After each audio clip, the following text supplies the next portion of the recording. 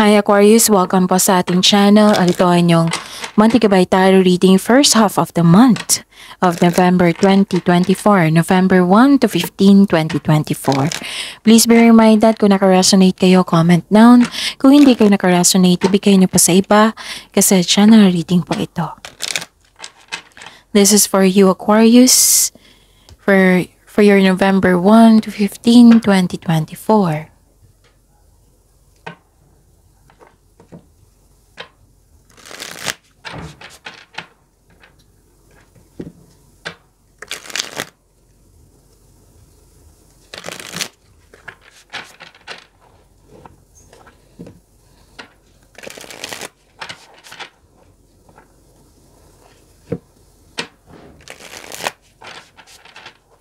Para po ito sa inyo Aquarius ngayong November 1 to 15, 2024. Okay, maraming salamat po sa inyong patuloy na suporta at maraming salamat din po sa mga hindi nag-skip ng ads. Gamitin ang reading na ito bilang gabay lamang sa mga hindi pa nag-subscribe. Subscribe na po kayo at click bell notification para malaman nyo na may bago tayong video. Para sa mga gusto magpa-reading po, may lumabas dyan sa screen nyo ngayon. Panoorin nyo po at sundin ang instruction. Calling the attention sa mga suki ko dito na Aquarius. Open na po ang inyong monthly gabay tarot reading for November 2024. May 6 months from now reading tayo at love life reading po. So message me Aquarius for schedule. Maraming salamat po. Spirits guide, mga ganap po para kay Aquarius ngayong November 1 to 15, 2024. I need 3 cards po.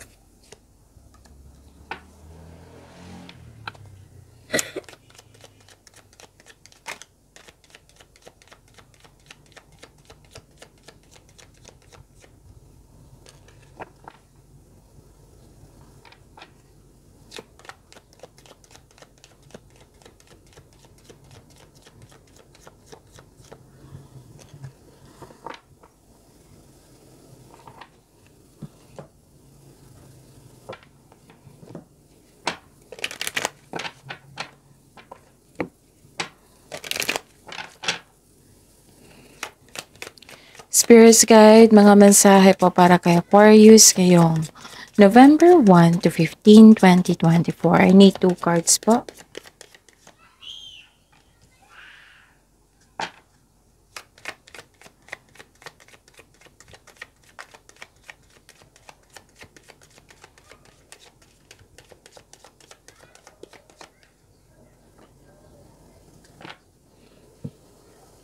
Okay. Okay. Aquarius, ngayong November 1 to 15, 2024, may nakita kong travel dito.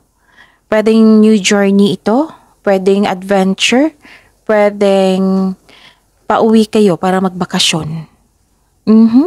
Nakikita ko rin dito yung matagal mo ng plano, desisyon, ideas, binigyan mo ng action ngayon. So this is movement. Pwedeng lumipat ka sa malayong lugar, pwedeng nagbiyahe kayo sa malayong lugar, pwedeng action ito sa matagal nyo ng plano, desisyon, or ideas. Nakikita ko rin dito na nagkaroon ng positive outcome. Yes, you are happy here. Happiness and joy. Nakikita ko dito kasi may success. Nakikita ko rin dito yung energy ng isang babae na maaring maging influence. Malaki ang kanyang influence sa first half of the month of November. Pwede siya yung nagbigay ng sakit ng ulo sa iyo. Pwede siyang naging inspiration siya.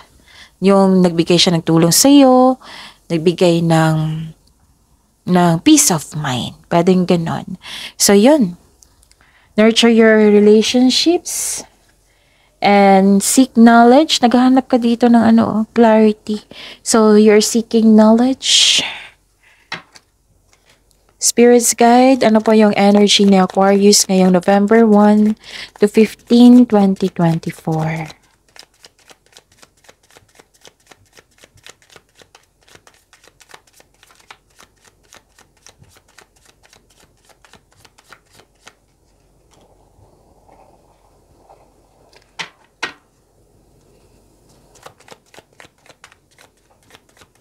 The clarification of this card po.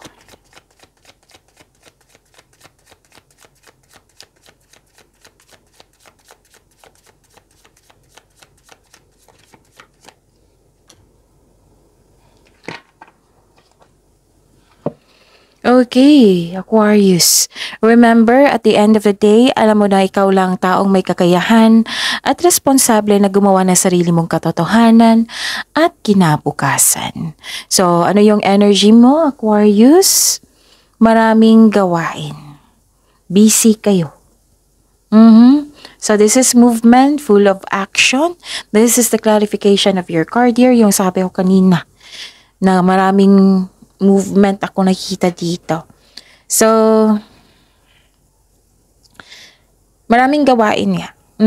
Baka kailangan ng tulong po dito. Or time management. Kasi maraming gawain. Pwede din may dinadala kang mabigat na bagay. Pero malalampasan mo rin ito, Aquarius.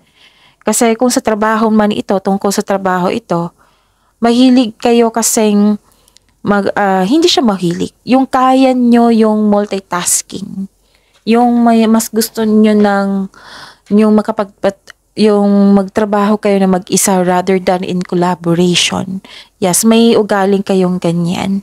Nakikita ko dito na may dinadala kang mabigat na bagay, malalampasan mo rin ito. This is only temporary. Just keep on going. Movement po. Kaya nga may reminder ang card nyo dito, huwag mag-say yes kung hindi naman kaya sa inyong schedule. Kasi baka makakaranas ka ng pag-burnout dito sa dami ng gawain. Tapos may paalala ang card dito. Huwag nyong hayaan na may mangyari na like mag-complain yung jowa nyo, yung partner nyo, yung family mo na sobra kang focus sa trabaho. Wala ka ng focus, wala ka ng time sa inyong sarili at sa kanila. Merong time pero lack of time. Kaya nga, huwag nyong hayaan na magreklamo yung mahal nyo sa buhay. Kasi nakakasama naman po kasi sa inyo kung puro trabaho na wala ng pahinga. Maglaan ng oras talaga para magkaroon ng pagbalanse. Nakikita ko dito, Aquarius na sobrang sipag nyo sa trabaho. Pwedeng breadwinner kayo, pwedeng may umaasa sa iyo, pwedeng may gusto kang abutin na parang nagra-rush kayo. Okay? So, super busy. As in, super busy kayo ngayon. First of the month. Na iwasan nyo talaga na magkaroon ng maraming trabaho. Yung tangkap ng tangkap. Control yan pag-control. Time management ay kailangan. Para magiging okay pa rin yung energy mo. Nagkumikilos ka dyan, tapos balanse pa rin. Diba? Balanse yung energy mo kasi tama lang yung gawain nyo. Pero kung kailangan talaga na yung sobrang dami ng trabaho, ask for help. Para hindi mo dala lahat ang gawain. Okay? Malapit mo nang matapos yung project mo or malapit mo nang mabuo or matapos yung project mo. Kaya soon, pwede ka na mag-rest or magbakasyon. So, huwag nyo talagang hayaan na para kasi napapressure kayo dito or exhausted kayo. Kasi may feeling ako ngayon na parang nagmamadali, nag-rush. So, kung hindi po kaya, then ask for help. Or, time management ay kailangan. Kailangan nyo ng mahabang pasensya dito kasi naiinip kayo dito. Naiinip kayo tapos pwedeng naiinip ka sa isang bagay, sa isang sitwasyon, or naging impatient ka sa isang tao. Pwede din na, yung sabi ko kanina parang nagmamadali kayo, di ba? Huwag talaga magmadali sa paggawa ng desisyon. Paalala ng card nyo dito.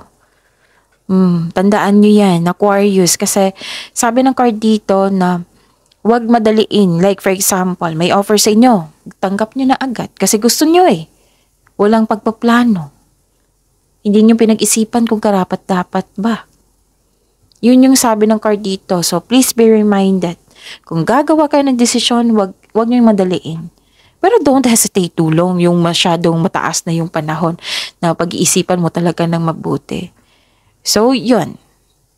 pag-isipan nyo ng mabuti kung karapat-dapat ba. Para walang sisi. Kasi nakikita ko dito na pwedeng grab mo agad, pwedeng nagkaroon ng yung pinag-isipan mo ng mabuti sa mataas na oras. So, magkakaroon yan ng delay. Pwede din literal ito na delay kasi naging impatient kayo, disappointed kayo kasi nga may delay kayong hinihintay. Pwede din delay ito sa paggawa ng desisyon, ha? So, the advice is, the universe is trying to show you something. Baka may na-miss kang opportunity po. So, may, use your time wisely. Okay? This card asks you to try to invest your time wisely while you wait. So, take time to reflect and surrender to the present moment as fully as you can. Okay, wag magmadali, wag mainip kung pwede kasi bagong pasok ng November 2024. Okay. Spirits Guide, possible blessings po na ma-receive ni Aquarius ngayong November 1 to 15, 2024.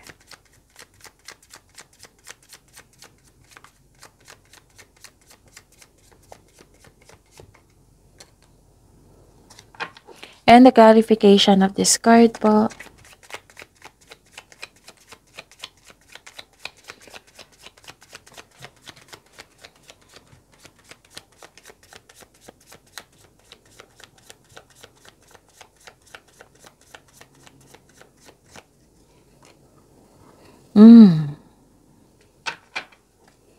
So, ano yung blessings ni Aquarius? Wow! Mahigit pa to sa success, ha? Aquarius, this is victory. This is recognition na kilala kasi yung galing at talino. Nagkaroon ng pagbalansa dito, nagkaroon ng pagkakaisa. May magandang balitang parating o may bagay na matutupad, Aquarius. May parating na good news, especially after a period of struggle. Feeling proud ka ngayon sa inyong accomplishments, in-acknowledge mo yung success at may matatanggap kang papuri from other people. Nagsumikap ka at deserve mo itong tagumpay na ito. So allow yourself to shine in this moment. May good news po na parating. Pwede din na may ka-date kayo ngayon after na masalimuot na di pagkakaunawaan ng kahapon. May promotion na kung nakikita dito nang nindang dahil sa inyong kasipagan. Oo, may financial growth din ako nakikita dito after a period of struggle. Your discipline and hard work are paying off, so enjoy this time. You deserved it. Aquarius. So, ito na yung pagbubunga. I consider this is harvesting kasi pagbubunga ito sa inyong pagiging masipag sa araw-araw, sa pagiging productive sa araw-araw. Yes. Nakita ko rin dito na nagpahinga kayo. May pagsisiyasat sa sarili. Actually, nakaramdam ka ng pagod dito. Kasi wala kang sunod-sunod yung overtime, wala kang pahinga, stress, anxiety. Pwede rin, masakit ang pakiramdam mo ngayon, pero lalaban pa rin. Some of you nagpahinga para makapag-isip ng mabuti, para makapaghanda o magpagaling. So this card asks you to relax, calm your mind, and reflect. Sleep and meditation ay kailangan. Ang pagpahinga ay nakakapagbigay ng increased productivity and a healthier mental state. Okay?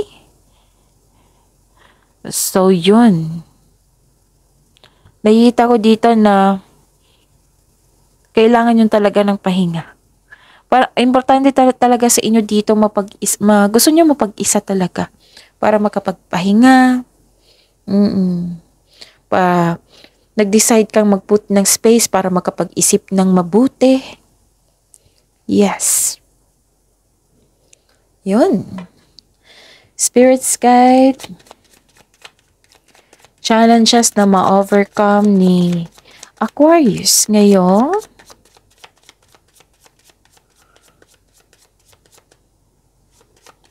November 1 to 15, 2024. Ma-overcome po ito ha.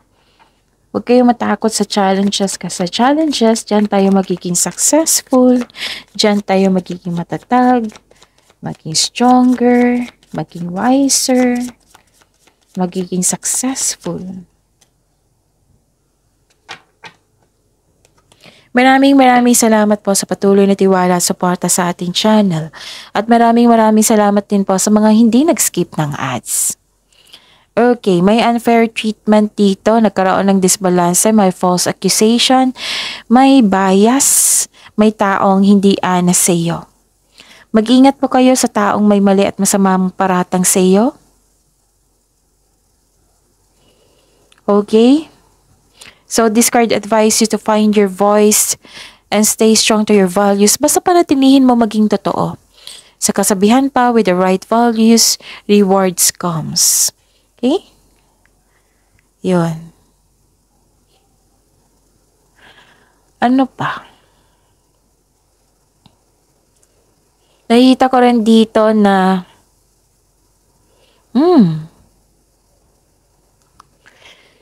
nakikita ko rin dito na dalawang card na kasi dito nagsabi na may concern kayo sa isang tao na toxic. Masakit tong magsalita. Diba sabi ko kanina sa inyo na may bias, unfair treatment, yung